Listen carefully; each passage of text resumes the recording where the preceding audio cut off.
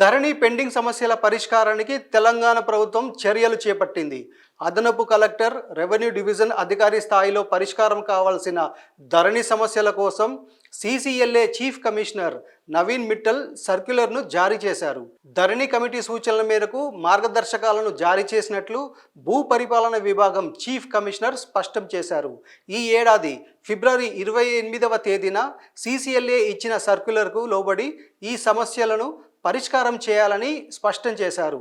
అదనపు కలెక్టర్ స్థాయిలో మ్యుటేషన్, పట్టాదారు పాస్బుక్స్, నాలా కన్వర్షన్, పట్టాదారు పాస్ పుస్తకంలో సవరణలు తదితరాలు ఉన్నట్లు వివరించారు. ఎంఆర్ఓ దరఖాస్తులను పరిశీలన చేసే ఆర్డీఓకు పంపాల్సి ఉంటుంది. అదేవిధంగా ఎంఆర్ఓ దగ్గర నుంచి వచ్చిన దరఖాస్తులను సమగ్రంగా పరిశీలన చేసి అదనపు కలెక్టర్కు ఆర్డీఓ అప్లోడ్ చేయాలని సూచించారు. ఎంఆర్ఓ ఆర్డీఓల పరిశీలన తర్వాత తనకు వచ్చిన దరఖాస్తులను సంపూర్ణంగా పరిశీలించి ఆమోదించడం కానీ తిరస్కరించడం కానీ చేయాలని స్పష్టం చేశారు. అయితే దరఖాస్తు తిరస్కారం చేసినట్లయితే ఏ కారణం చేత చేస్తున్నారో స్పష్టం చేయాలన్నారు.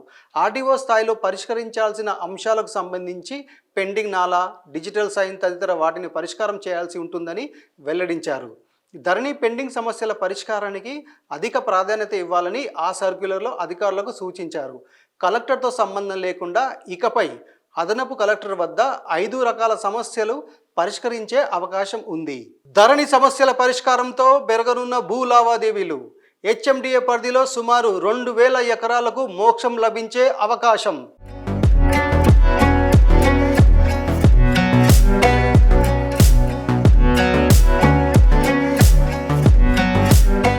అదనపు కలెక్టర్ స్థాయిలో యాజమాన్య హక్కు బదిలీ దరఖాస్తులు, TM3 మ్యూటేషన్, కోర్టు కేసులతో ముడిపడి పాస్ పుస్తకాల కోసం వచ్చే దరఖాస్తులు, TM24, పట్టా పాస్ పుస్తకం లేదా వ్యవసాయేతర భూమిగా మార్చడానికి ఆటంకంగా ఉన్న రికార్డుల్లో గృహం హౌస్ సైట్ అని నమోదైన వాటికి సంబంధించిన దరఖాస్తులు, TM31, పాస్ పుస్తకంలో తప్పుల సవరణ, TM33, పేరు మార్పిడి దరఖాస్తులు.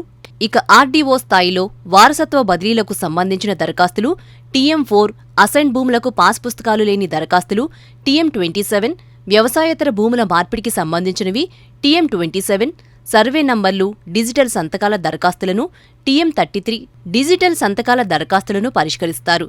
తెలంగాణలో ధరణి పోర్టల్ పెండింగ్ సమస్యలతో చాలా కాలంగా భూముల వివాదాలు నెలకొన్నాయి. దీంతో హైదరాబాద్ సహా అన్ని జిల్లాల భూముల క్రయవిక్రయాలపై దీని ప్రభావం పడింది. ఎట్టకేలకు ప్రభుత్వం ధరణి పోర్టల్ సమస్యలపై దృష్టి సారించి అడిషనల్ కలెక్టర్ ఆర్డీఓకు పెండింగ్ సమస్యల పరిష్కారానికి సంబంధించిన అధికారాలను కట్టబెట్టింది. దీంతో ఏళ్ల తరబడి పెండింగ్లో ఉన్న భూ రికార్డుల సమస్యలు పరిష్కారం కానున్నాయి. ఈ క్రమంలో రికార్డుల కారణంగా ఆగిపోయిన భూముల అమ్మకాలు, కొనుగోళ్లు ఊపందుకోనున్నాయని రియల్ ఎస్టేట్ వర్గాలు చెబుతున్నాయి. తద్వారా నిర్మాణ రంగం సైతం స్పీడ్ అందుకోనుందని అంచనా వేస్తున్నారు. గ్రేటర్ హైదరాబాద్తో పాటు రంగారెడ్డి, మేడ్చల్, సంగారెడ్డి జిల్లాల పరిధిలో సుమారు 2000 ఎకరాల భూములకు సంబంధించిన ధరణి పెండింగ్ రికార్డులు పరిష్కారం కానున్నాయని అధికారిక వర్గాల సమాచారం.